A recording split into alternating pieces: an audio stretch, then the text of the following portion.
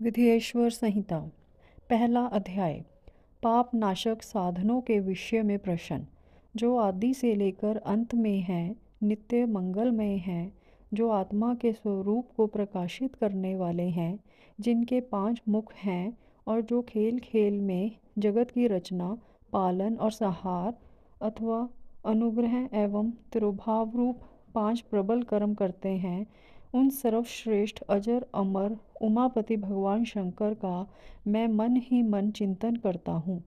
व्यास जी कहते हैं, धर्म का महान क्षेत्र जहाँ गंगा यमुना का संगम है, उस पुण्यमय प्रयाग जो ब्रह्मलोक का मार्ग है, वहाँ एक बार महातेजस्वी महाभाग महात्मा मुनियों ने विशाल यज्ञ का आयोजन किया।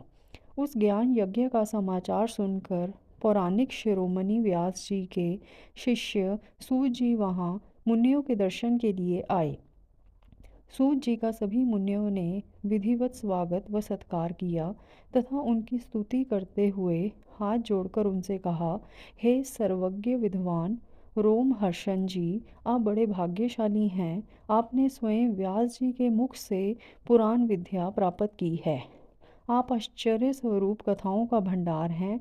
आप भूत भविष्य और वर्तमान के ज्ञाता हैं। हमारा सौभाग्य है कि आपके दर्शन हुए। आपका यहाँ आना निरर्थक नहीं हो सकता। आप कल्याणकारी हैं।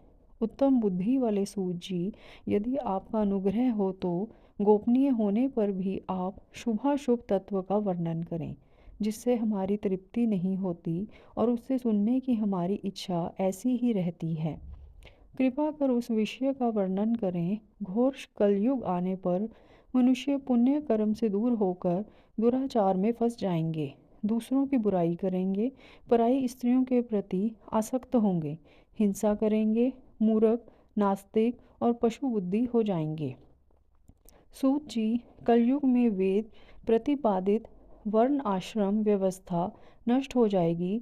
प्रत्येक वर्ण और आश्रम में रहने वाले अपने अपने धर्मों के आचरण का परित्याग कर विपरीत आचरण करने में सुख प्राप्त करेंगे।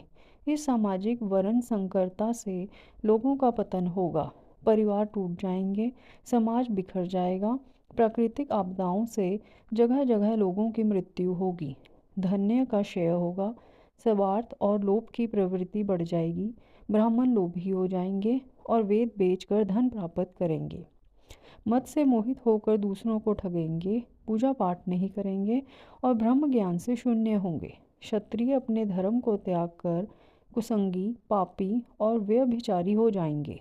शौर्य से रहित हो वे शूद्रों जैसा व्यवहार करेंगे और काम के अधीन हो जाएंगे। वैश्य धर्म से विमुख हो संस्कार भ्रष्ट होकर कुमार्गी, धनोपार्जन परायण होकर नाप तोल में ध्यान लगाएंगे।